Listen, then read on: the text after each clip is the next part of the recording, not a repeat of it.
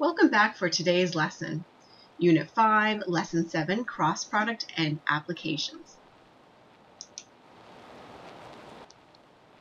The dot product in Lesson 5 was a combination of multiplication and addition of vector components that provides a scalar result. In this lesson, we will develop a different vector product, which we will call the cross product, that provides us a vector result rather than a scalar result. One of the applications of cross product is torque.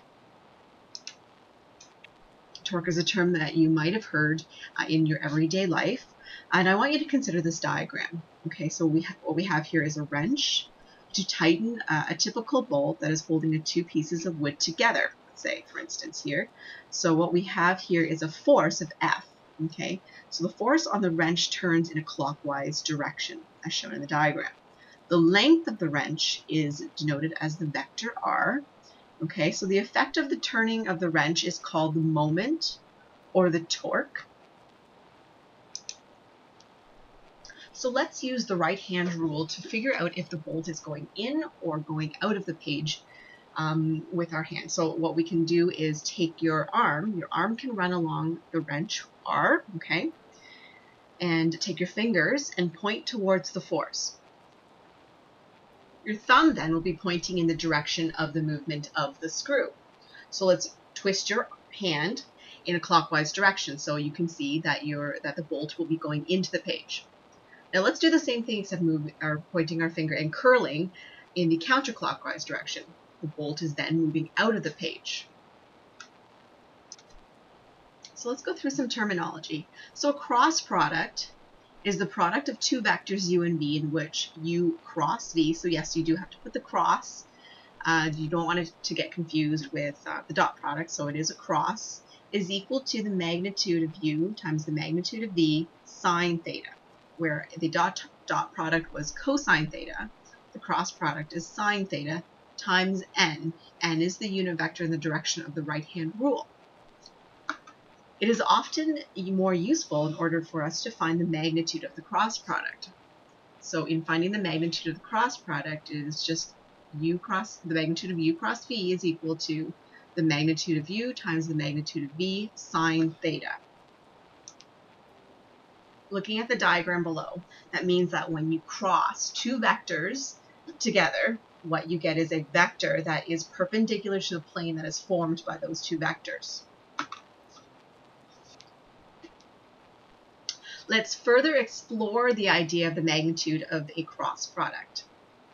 So let's take two vectors u and v, which form a parallelogram. The area of a parallelogram is given by the formula length base times height. Okay, so if these two vectors then are separated by an angle theta, then we can say that sine theta is then equal to opposite over hypotenuse, so in this case h over the magnitude of v. Isolating for h now, we have the magnitude of v times sine theta. Plugging it back into our area formula gives us the base, which is the magnitude of u times the height, and substituting would give us the magnitude of v times sine theta. So in conclusion, the area of a parallelogram is the magnitude of the cross product of two vectors that form the parallelogram.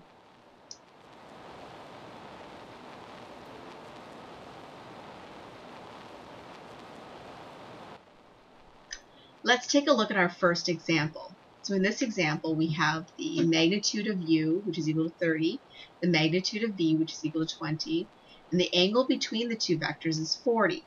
Okay, so u and v are in the plane of the page, so we want to find the cross product of u and v. Okay, so we are asked to find u cross v.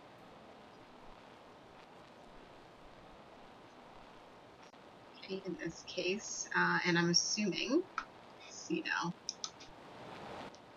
Okay, so what we can do is then just plug it into our formula. The magnitude of u, the magnitude of v, sine of theta times some unit vector, okay, that is perpendicular to both u and v. Okay, so what we can say here is, well, we know the magnitude of u is 30, the magnitude of v is 20, and then of course sine of 40 degrees times n hat. We'll just call it for now. Okay, so plugging that into our calculator, we would simply get 38.6 hat, and we don't have enough information in order to solve for that hat.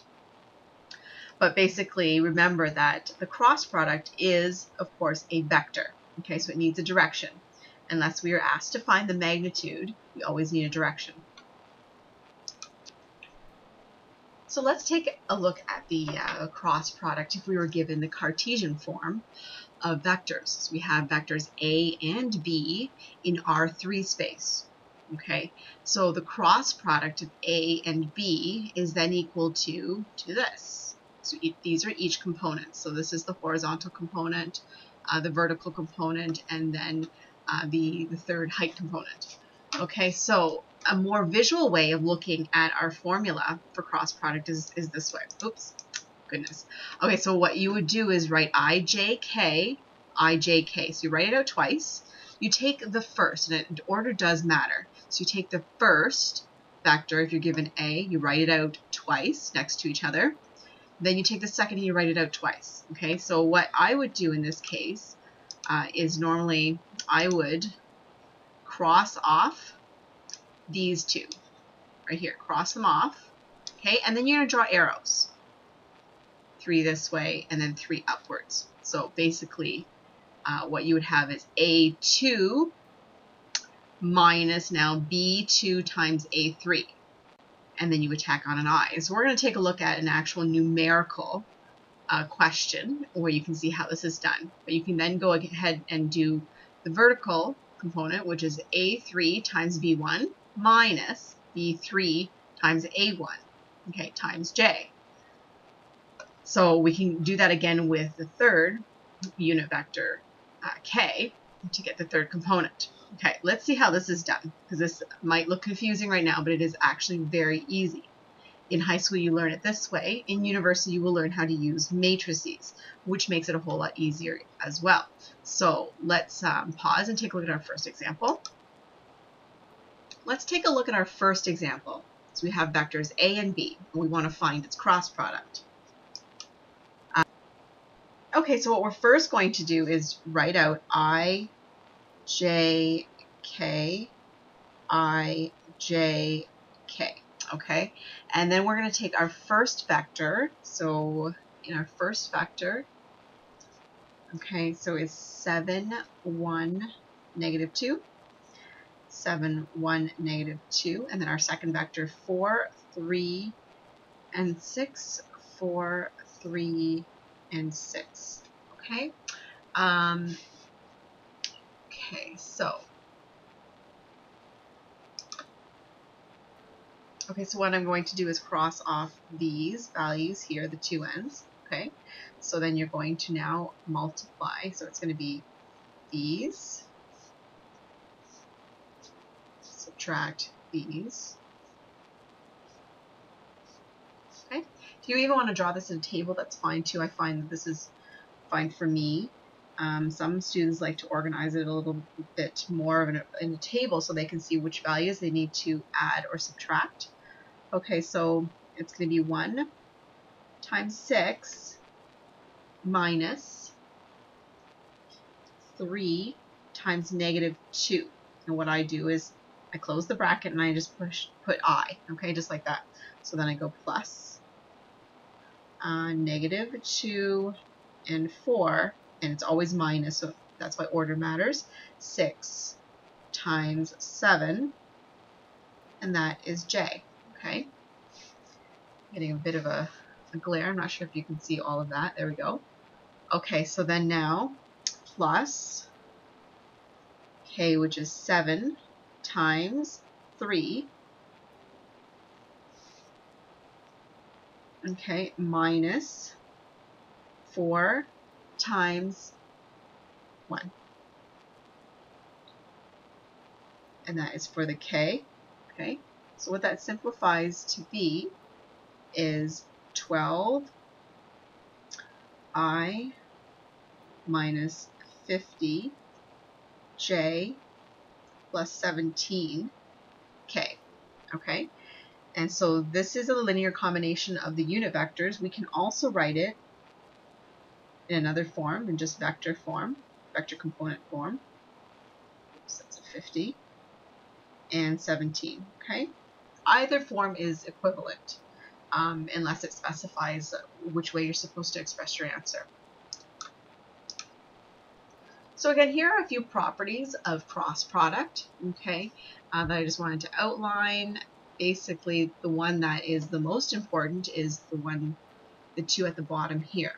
Okay, so if you have two vectors that are parallel, remember that whereas in the dot product we have cosine theta, the cross product uses sine theta. So if the two vectors are parallel, sine theta of 0 degrees is then of course 0. So then your cross product will also equal 0. Okay, this is those two properties that we talked about with the dot product and the cross product in order to figure out if vectors are parallel or perpendicular are very important properties, and we're going to take a look at that looking at some examples later. Okay, so let's look at more geometric type questions using the cross product. So in this example here, A, we want to determine the area of a parallelogram defined by the vectors u and v. Okay, and then B, we're going to determine the angle between the vectors u and v.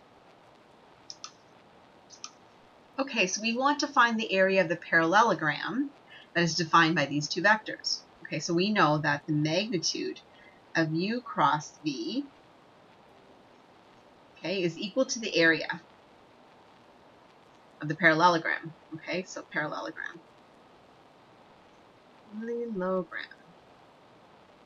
Parallelogram. Okay, so two ways that we could do this is you can just go ahead and do this first, okay? I'm going to actually do the cross product and then find the magnitude just to show you. Or you can use the equation. You find this easier. Find the magnitude of u, the magnitude of v, sine theta. Oh, I guess we can't use that because I forgot we don't actually have sine theta. We're going to find it. Okay, so we can't use this. So we'll have to do it this way, which is fine. It's great practice. I, J, K, and then we have 4, 5, 2, 4, 5, 2, 3, 2, 7, 3, 2, 7. Okay, so you cross the ends off. Okay, so what we're then left with is,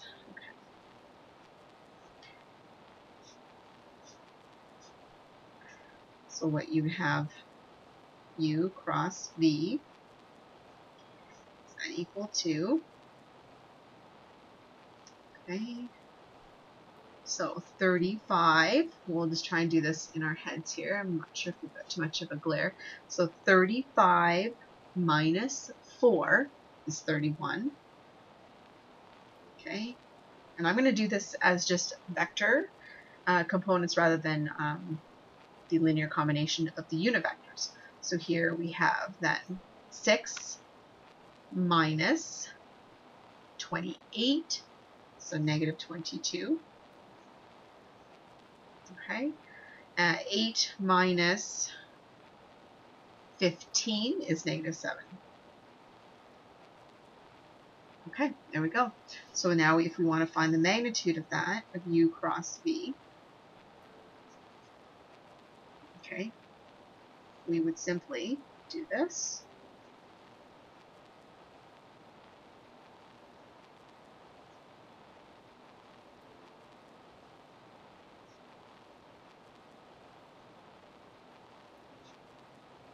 Okay, and that's roughly, punching that into our calculator, would then be 36.7, okay, units. I'm not sure what units yet, but that's the units of the area of this parallelogram. Okay, so let's move on to part B. Okay, so I'm having a bit of a problem with glare. Okay, so we want to find the angle in between the two the two vectors. So we want to actually find theta. So we have everything else, okay? So over here, we would just find the magnitude of u, okay?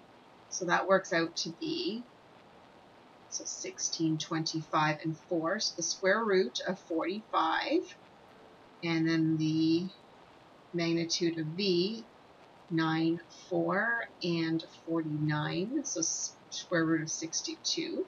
Okay, so we have everything we need. And I'm just going to go down here. So B part, what I want is sine theta then is equal to, and I'm going to just rearrange this equation. Okay, so I'm going to divide both sides by the magnitudes of u and v just to isolate for sine theta. Okay, so when I do that, what I get is cross product, the magnitude of the cross product of u and v over the magnitude of u times the magnitude of v. Okay, so then theta is equal to sine inverse. Okay, we should do a little bit of work before we get to that.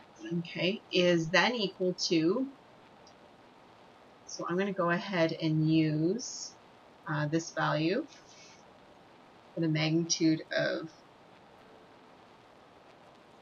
u cross v, square root of 45, and square root of 62 equals to, and I just want to make a quick correction that this is supposed to be 38. So after I checked my notes again, it must have been wrong in my notes, but I redid it again with my calculator.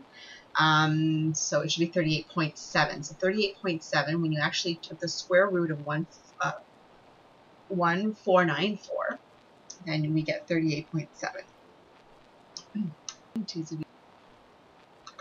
Okay, so punching this into the calculator, now with our new corrected data, we have 47. We've got 47.1 degrees. Okay, and that is our answer. So let's take a look at this example. So we have a wrench, which is used to tighten a bolt. So this is similar to the one that we had seen that I showed you earlier on in the lesson. A force of 60 newtons is applied in a clockwise direction at 80 degrees to the handle, which is 20 centimeters from the bolt. Okay, so observe the diagram. So we want to calculate the magnitude of the torque. Okay, and B, in what direction does the torque vector point? Let's see how this is solved. Okay, so let's first write out the equation of the torque. So we want to find the magnitude of the torque. And torque is denoted as tau, okay, which is the Greek letter T, is equal to the magnitude of R times the magnitude of the force, okay, sine theta. So it is the cross product. Okay, so that's the cross product of the length times the force. Okay, so we can say that the length is 2.2 and 60 newtons.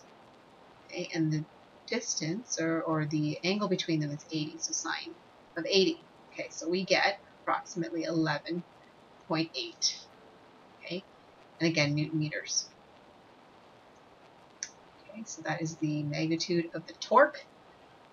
Okay, so B part, we want to figure out in which direction. Okay, let's use our right-hand rule. Okay, so if we go back to our diagram, okay, if you put your arm along this part of the wrench, okay, and point your fingers to curl in a clockwise direction, which would make your thumb point into the page. That means that the bolt is actually tightening, it's going into the page. Okay. What I'm going to talk about is the triple scalar product. So in certain situations, we require a combination of both the dot and the cross product. Since the dot product is a scalar, in the combination, the cross product is performed first, and the end result, the triple scalar product, is thus a scalar.